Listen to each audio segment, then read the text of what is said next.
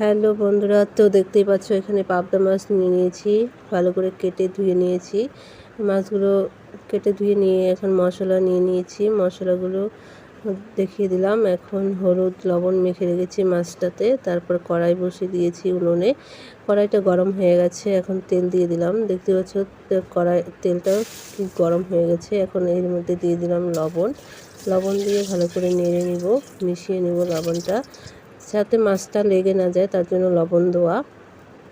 তো এখন মাছগুলো দিয়ে দিব একে একে। মাছগুলো অনেক বড় ছিল, তাই দুটো দুটো করে ভেজে নিব। তো এক পাশ হয়ে গেছে, এখন এর দিয়ে দিব।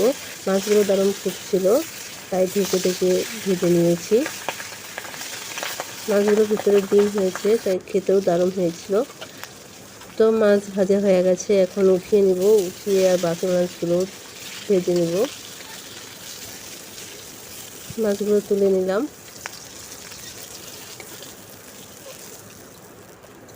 তো বন্ধুরা, ভালো লাগলে লাইক কমেন্ট শেয়ার সাবস্ক্রাইব করে দিবেন, তাহলে আরও নতুন নতুন রেসিপি আপলোড দিলে আপনাদের সামনে আগে যাবে। তো ওই তেলেই এখন জিরে ফোড়ন দিয়ে দিয়েছি। এর মধ্যে আলু দিয়ে দিব। আলু আমি এখানে দুটো তিনটে নিয়েছি, মাঝারি সাইজে। তারপর এর মধ্যে এখন পরিমাণ মতো লবণ দিয়ে দিব।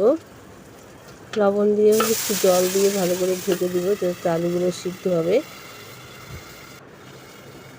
তো সিদ্ধ হয়ে গেছে, এখন তুলে নিলাম ঢাকনা। এখন ভালো করে মশলাগুলো দিব। জিরা আদা বাটা,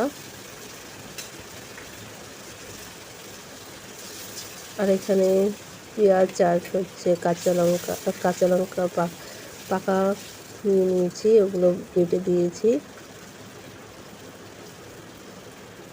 তারপরে এর মধ্যে দিয়ে দিলাম পরিমাণ মতো হলুদ। তো বন্ধুরা, যে এরকম ঝাল খাওয়া সেরকম লঙ্কা দিয়ে দিয়ে নিবে। তো আমি এখানে 8-10টার মতো লঙ্কা দিয়েছি, পাকা লঙ্কা। তারপরে জল দিয়ে দিলাম, সামান্য একটু জল দিয়ে ভালো করে কষিয়ে নিব। দেখতে পাচ্ছ কষানো প্রায় হয়ে এসেছে, তেল ছেড়ে দিয়েছে।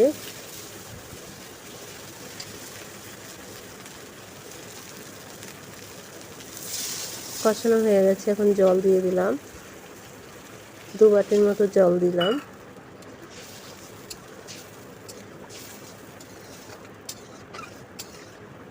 এখন 5 মিনিট জল হতে দিব। জলটা উতলে আসলে তারপরে মাছগুলো দিয়ে দিব।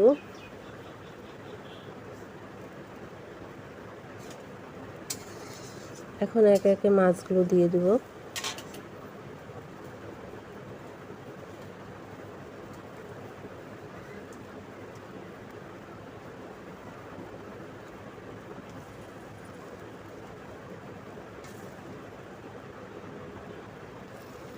তো বন্ধুরা, দারুণ খেতে হয়েছে। আপনারা বাড়িতে ট্রাই করে দেখবেন, ভালো লাগবে আশা করি। আমার তো খুব ভালো লেগেছিল গরম ভাতের সাথে।